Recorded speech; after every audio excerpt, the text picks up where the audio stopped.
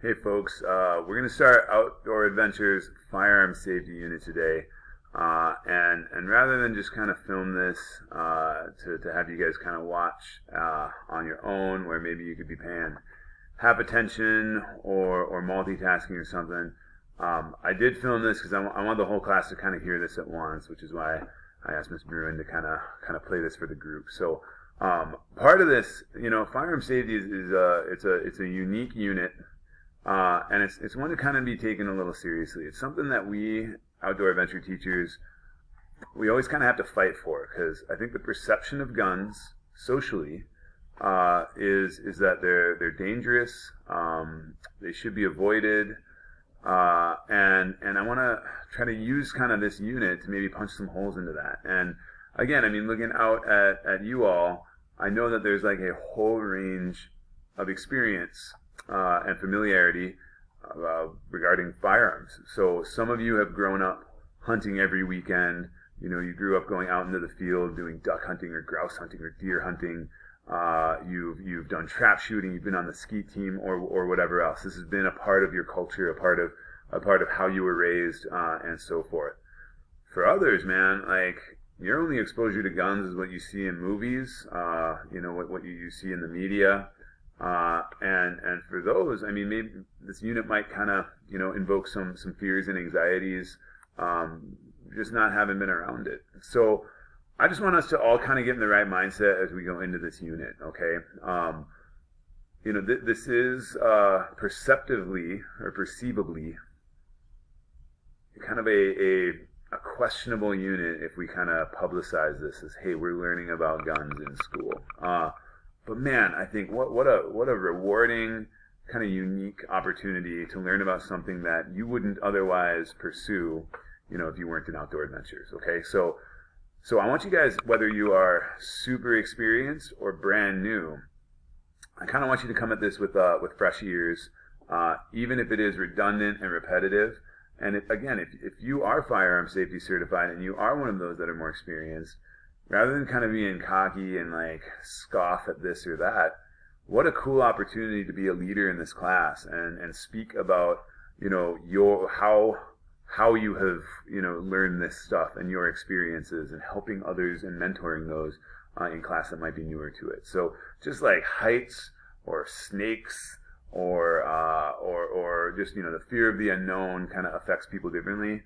Guns for some may be kind of uncomfortable, but again, in the spirit of what we are trying to do in outdoor adventures, I'm okay with that discomfort. That's kind of the goal, is to make you uncomfortable a little bit. So let's talk about this unit. You are going to be going through some tutorials. You're going to be going through stuff that I've filmed and put together. Ozzy filmed, Novak filmed, and then another teacher named Matt Hendrickson over at Champlin Park. He's an outdoor adventure teacher there. We're all licensed firearm safety instructors. We were kind of forced to transition this to a distance learning model, so this kind of fits now that I'm on paternity leave as well. You'll be going through the same content, getting the same info, taking the same little quizzes, and doing some of the worksheets that every other outdoor adventure student would be doing, whether I was there physically or not. Okay. If you are not firearm safety certified, you can get that through us, and my gosh, why wouldn't you? It's a lifetime certification.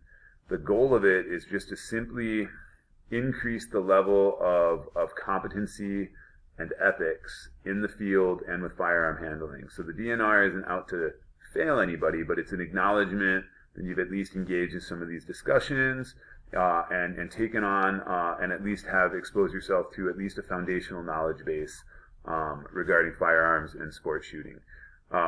Everybody that doesn't have firearm safety as a certification should take this on, okay? The requirements are everything that you would do in class, and then the field trip, okay? If you are going on this field trip, you should definitely get it. If you're not going on the field trip, I can't certify you. I need to see you handle a firearm as part of it. So that would maybe be the only deterrent, okay?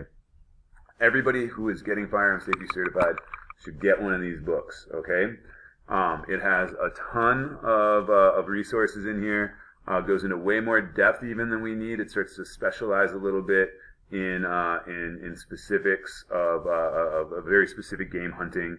But man, this is yours to keep. It's yours to thumb through. It's yours to engage with, and so forth. So ask Miss Bruin, and she will have one for you to grab as well. Okay.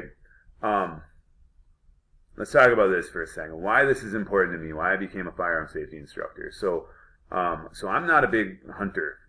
It's not something that I do very often. I do it socially to kind of go up and hang out with my dad and brothers because we don't really have a lot of interests that overlap. But I myself don't really deer hunt. I do the hangout stuff, but I don't really go. I don't duck hunt. This is not really a big part of my life as far as an outdoorsman. I'm much more of like a, biking, rock climbing, yoga, kind of kayak, kind of that outdoor vibe, running, hiking, things like that. Hunting and fishing, and some of those things, not really core to me, okay? But I want you to hear this story for a minute. My grandfather was a sergeant in the police force in San Francisco. He has all these trophies around his house of marksmanship awards. He would win handgun contests and shooting sports and stuff. Very, very good at it. Again, very well respected individual in his community, and very proficient, well trained in firearms. Man, he was tired one day. He came home from work after a crazy long day, took off his utility belt, threw it up, on the shelf in his den, and laid down and took a nap. His 8-year-old son comes kind of walking in, and parents are asleep, nobody's in the house. He finds that utility belt, right? And he puts this thing on, and he starts kind of tinkering with the gun, starts kind of tinkering with it, and cowboys and Indians back in the day, so this would be my uncle, was big, little 8-year-old guy, put this thing on and starts doing, quick draws in the mirror, like, whoa, gotcha, partner, fastest gun in the West. My dad's outside. My dad is 18 at the time, 8-year-old brother. He has 3 sisters in between there. Here's a gunshot in the house. He runs upstairs. He finds his 8-year-old brother shot through the chin, exit out the skull. My dad tried CPR, and the little dude died. Okay? That's my namesake, by the way. That was Tim. That's who I'm named after in kind of the history of my family. Okay?